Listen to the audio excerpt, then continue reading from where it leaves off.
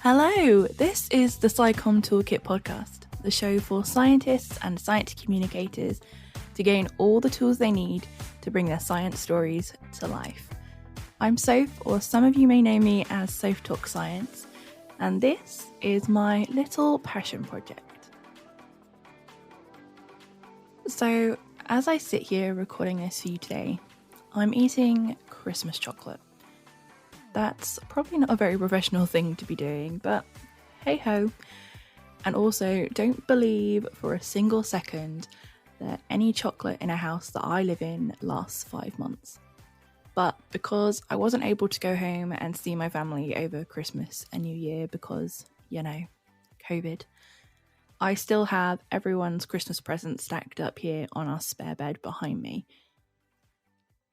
And earlier this week, I realised that some of those things that we bought were edible items, so I found myself unwrapping those particular ones to check the use-by dates and so on and so on. And it just so happens that some of the chocolates are now disappearing into my belly. So sorry to any of my family who might be listening to this. I will buy some more, probably not Christmas-themed chocolates to replace your gifts that I've now eaten. Anyway, on to today's episode. Today, I want to tell you the one thing I think all science communication needs, and that is, drumroll please, a strategy, which is just a fancy word for a plan, really. In today's episode, I want to talk a little bit about why your SciComm needs a plan, what things should go into that plan, and then a great tool that you can add to your SciComm toolkit in the DIY section of the pod. Let's get to it.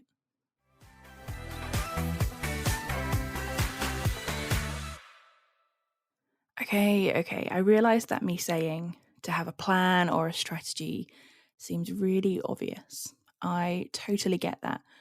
But you'll be surprised the amount of times communicators or researchers just post to social media or just publish a new article. There might be various reasons why things might be done a little bit more on the fly, but ultimately it is not going to help your SciComm have as much impact as you possibly could. Having project plans and strategies, I found, are far more common for public engagement style events and science outreach type events because, well, you can't just create a science festival out of nothing. Those bigger events need planning, especially if there are multiple people involved. But your science communication, whatever form it takes, can really benefit from a plan, even if it is something you are doing by yourself. Let me tell you why. First things first, it is going to help you stay on track and guide you, especially for a longer term project rather than just a one-off blog post or news article. I know blog posts and podcasts and so on can be part of a series or an overall bigger goal. So we are going to look at social media strategies and blog strategies, content strategies, etc. in their own episodes in the future. A plan for your SciComm is going to help you work out what is working, what isn't working, and then make any changes from what you have learned. Having a plan will make you more efficient when you are creating and developing your project. You will already know what you are trying to do, so there is less time faffing about or procrastinating. Or maybe that's just me. Having a plan for your SciComm will help you to work out whether it has been successful or not. Having a plan will help you to work out whether you need to find some collaborators or invest in some training for yourself before you start. A plan can help you create a schedule and a timeline that works for you and around your other commitments. It will help you to double or triple check that what you are trying to do aligns with your why and your audience. A plan can help you identify the risks. A plan could help you to get the funding you need to make this project a reality. I'm sure there are hundreds of other reasons as well. So hopefully now I've convinced you that a plan for your SciComm is a good idea, and hopefully you're even mentally jotting down some initial thoughts about yours. But what needs to go into your science communication strategy? Your plan should be a summary of everything that you need to do in your project from start to finish. This is the aims and the goals of your project, the inputs, the participants, the objectives, and how you are going to evaluate your project's success. I'm going to break each of these down for you, but there is something you should do first if your project is not completely new. Let's say you are running a school's open day at your research organisation, for example. This might not be the first time that you have done this. So before you create your project plan, it is good to review what happened last time, or even if it's an ongoing project, review what is currently going on. That is going to give you the strong starting point to write your plan this time. I guess even if this is a new project for you, you can do a bit of background reading or research to see what has worked or hasn't worked for others who have done similar things.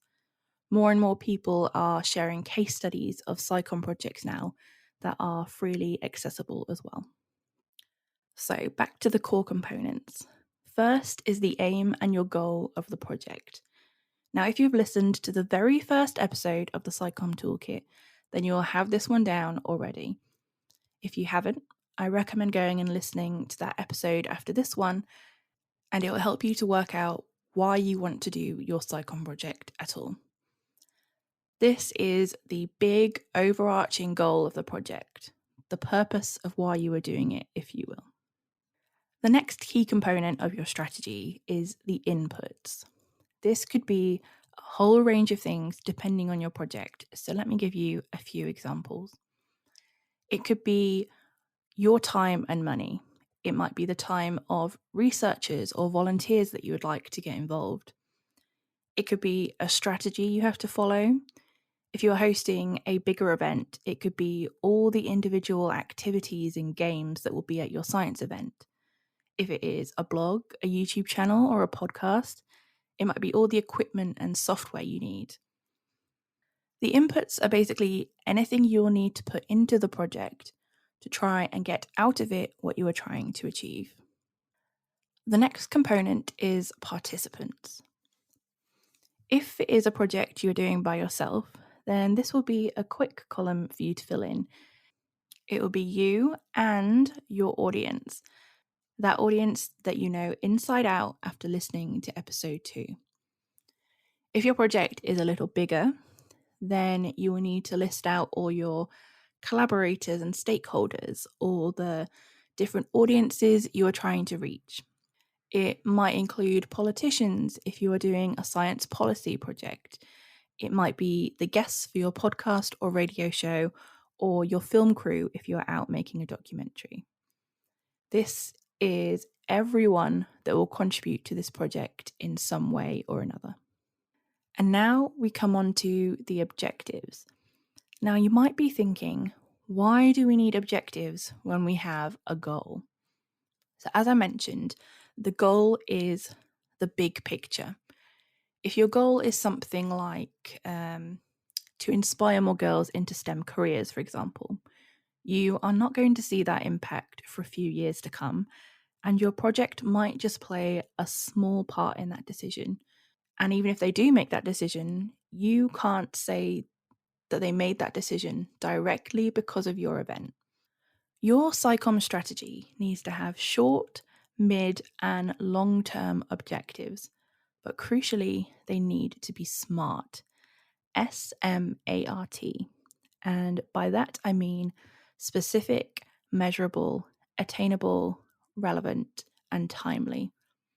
I'm sure you may have heard of that before, or a variation of those words. I explain more about it and how to create SMART goals in a blog post, which I will link in the show notes for this episode. But these objectives represent the outputs from your project. Short-term objectives are ones you can measure almost immediately. It could be the number of girls who visited your activity, or the number of people who read your science news story within 24 hours of it being published, or even whether your audience gained new knowledge from your talk. Medium-term objectives are something you could measure a few months to a year out. It could be signups to a newsletter after coming to your event, or the increase in your website analytics from people coming back to your site after reading your news story, or your audience passing on that knowledge that they learned at your event. Long-term objectives, I would say, is anything over a year after your event. These are the hardest to measure because it means you need to stay in touch with people, you need to remember to go back and collect that data, or they are things that you can't really measure or know that they are directly related to your project. But it could be things like researchers receiving funding for a project based on the interactions they had with patients, or more people are now going to have smear tests, for example.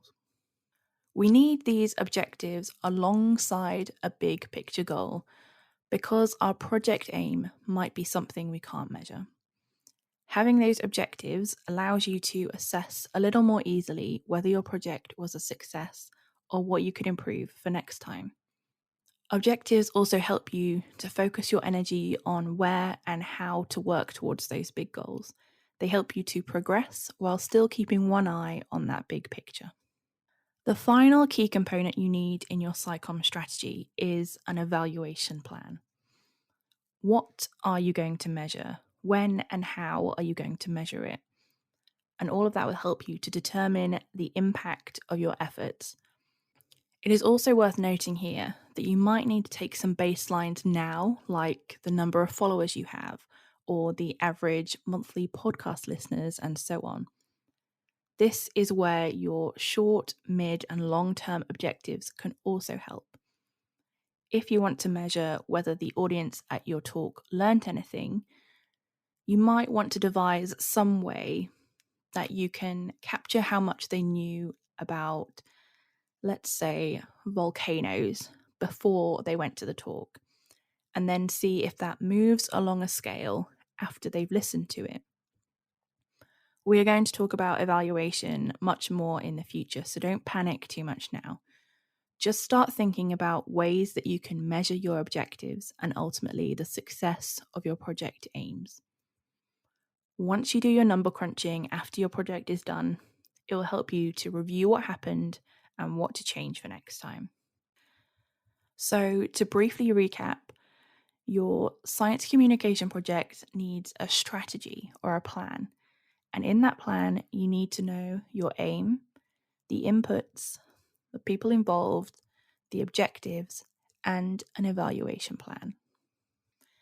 Now, I feel a little bit like all the episodes so far have all been talking about all the things you could and should do before you even start doing science communication.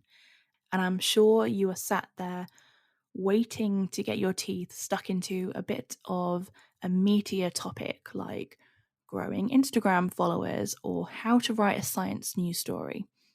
I promise that will all come in good time. But to do science communication well, you need to invest time into planning.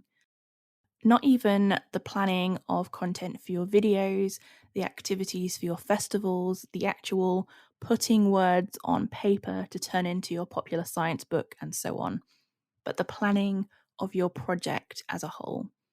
Allowing yourself that time before you even start is going to set you up so well for SciComm success.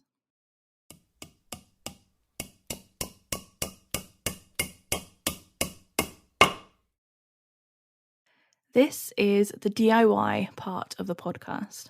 I designed the pod to include this section so you had actionable things to do right away after listening to each episode. Because I don't know about you, but I am super guilty of consuming all the blogs and the videos and books and courses with all the tips and advice that I'm looking for. But then I don't do anything with them. I don't take action a lot of the time. So that is why I created this self-assembly arena, so you had actionable exercises to take away and build up your SciComm toolkit, things that you could put into practice right away. So, what I have been describing to you in this episode is something called a logic model. A logic model is basically a roadmap or a simplified picture that displays the connections between your resources, activities, and outcomes within your project or plan. They are used in a range of different industries, and there are loads of variations too. For example, the example that I'm going to share as part of this episode includes all the components I mentioned before, but it also includes columns for assumptions and risks. If you do a quick Google search for logic model, it will show you pages and pages of slightly different versions. You might want to add assumptions and risks into your plan. It might not be relevant. So these plans are flexible, and as with most projects, they will probably evolve as you go along too. That's completely fine. That's completely normal. So for today's DIY toolkit, head to my website. That's softalkscience.com/SciComm Toolkit. And under episode 5, you can click on resource. This is going to take you to a completed example of a logic model for a public engagement project about parasitic worm infections. And you can use this as a template to create your logic model or plan. So go take a look and then start creating your logic model or SciComm strategy. Make a table and fill it in, or just list everything as a list in a document, whatever suits you. But once you've filled that in, you have your plan and another essential tool to add to your SciComm toolkit that will help you to bring science stories to life. I hope you found today's episode useful. If you did, then do let me know. You can find me on Insta at soph.talks.science, or please rate and review the podcast. It helps others to find the tips that I'm sharing as well. There is one solo episode from me left for this first season, and then I'm going to wrap this season up with 4 interviews with some amazing guests so they can share their wisdom with you, and also so you don't get completely bored of my voice. So if you don't want to miss out on hearing from some other amazing communicators, then remember to subscribe to the podcast on Apple Podcasts, Spotify, or wherever you get your podcasts. If you have any questions about what you have heard in this episode or anywhere on this podcast, please do get in touch. I do love hearing your feedback, positive or negative, as it helps me to make this better, as I am still learning myself. Or if there are any topics you would love to hear about, then please let me know so I can make this the resource I aspire for it to be, but more importantly, the resource you are looking for, I hope. Enjoy the rest of your day, whatever you are doing, and I will hopefully see you in the next episode. Ciao, amici.